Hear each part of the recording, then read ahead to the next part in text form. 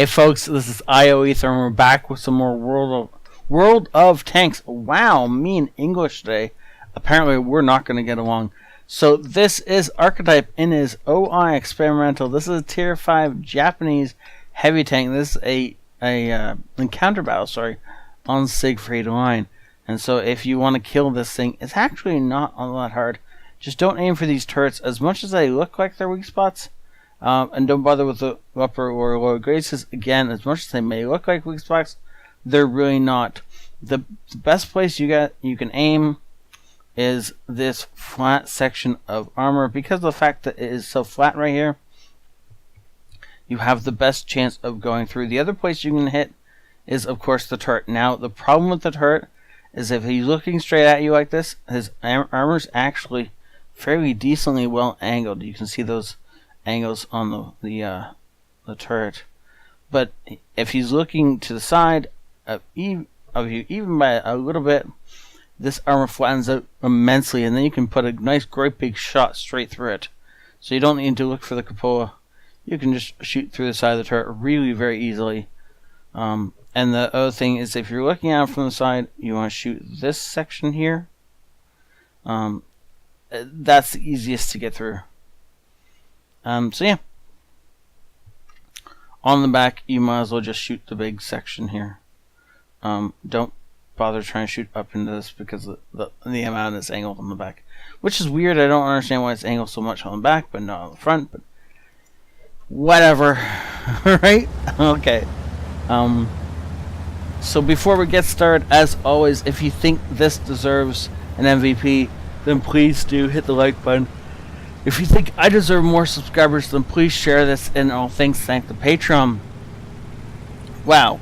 In all things, thank the Patreons, because they are awesome and they really do help support this channel and lets me do things like the weekly MVP donations or giveaways of gold. And so, yeah. I'm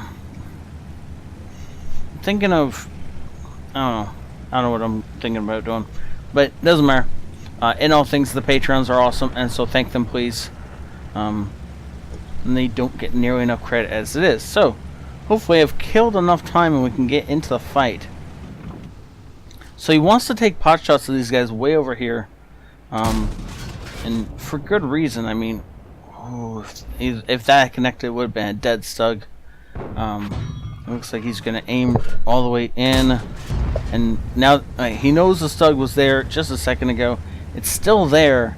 As long as that shot flew true, it hit him. Artillery apparently striking where he was, as nobody's realized he's moved yet. And that's perfectly fine. Oh yeah. Artie's just gonna keep dropping shells on that area apparently. So it looks like he's got the little gun. I'm not overly familiar with the experimental because I haven't driven it in 6 months or so. I liked it when I drove it, but it was a lot faster back then. It was before the nerf. And so now, I don't know if it's still the same tank more or less or not. And I definitely don't remember this gun. So yeah. He's got a ton of HE loaded. It looks like he's going to be trying to do as much as he can with that HE. We'll see if he can engage this T1 heavy. I'm sorry for the yawns. I don't know why I'm yawning. It's not that early in the morning. I've been up already recorded another video entirely. Some Minecraft. Got to talk some more about my weight. Ooh, tracks the T110 in the open. Looks like friendlies are raining shells in. I don't know how much damage they're going to do though. He does a little bit, but that T1 is actually doing damage to us in return. So this may not be worth our while. However, that'll help. Okay, that'll definitely do it. Hit a nice soft spot there and did all the remaining health on that T1 heavy. Not that it was very much, mind you, but still, it's nice to get it done. As long as he doesn't run into one of the heavily armed opponents. That is not a heavily armed opponent. That is a miss, however, unfortunately. So as long as he doesn't run into one of the heavily armored opponents, he should be okay. As there's not too much stuff that's going to be able to threaten him. And with this cannon on, he should be able to do damage to whatever he comes across. Though preferably, it's not the hard side of like the other OY experimental. So if that Stug hasn't been hit by anyone else, that is what we did to him earlier. Yeah, and that's what we did to him just now. Poor guy.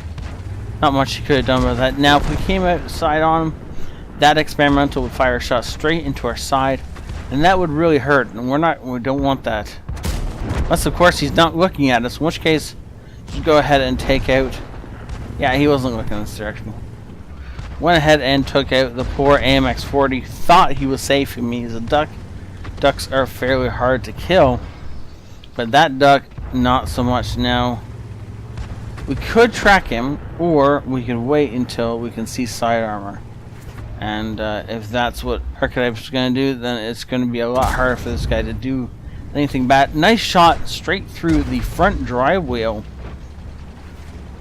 And he gets full damage on that because there's so little armor right next to that drive wheel. That poor guy's feeling that. Unfortunately for him, he then got hit by artillery. So not only is he feeling okay, the damage we did to him, wait, additional artillery damage. Churchill 3 apparently not realizing what was going to happen if you charged out there. Charges out there and just dies for it. Well, that's nice. It's nice of the enemy to do something that helpful for us. Now, unfortunately, enemies are already on the cap. It's going to take them 3 minutes to cap, but still, this is not what we want. There's a KV-1 that's almost dead around this corner. The OI doesn't look like he's covering him, so we should be able to pop out and, yeah, take out the KV-1. That gives us better odds. Now we're only 3 tanks behind. The OI is still a problem, though. Ooh, he shoots. Oh, no, that was the bishop that shot us inside.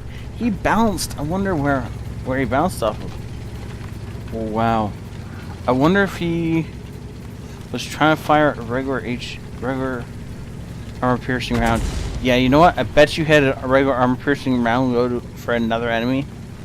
Or another one of our friendlies. Or he had it loaded because he thought he could pen our side. And he just hit a bit too go, and it got eaten up by the space armor. And it vanishes into another ether or whatever. It just fizzles away, right? Unfortunately for him, and of course we returned fire and definitely made sure that penned. Now, with 150 health left, this is going to be a lot harder than we want it to be. Don't back outside on. Please don't back outside on. That seems to be side on. However, Panzer 38 NA is not brave enough to stand and hold his ground. So go ahead and take the kill. Now there's 5 enemies left. Potential Colobanos on the line. Assuming our bishop dies and we can still carry, that would be a nice game. We'll see what happens. I kind of want to speed this up, but I don't think that's a great plan. Oh, M5 Stewart shooting us from out in the field. Now, if we walk out that way, we're going to get hit by the bishop with a T-82, so that's assuming they haven't moved, of course. Oh, yeah, somebody's moved. Somebody is firing from the A3 area. Okay. So all those shots dropping in all around us makes me think they're both out.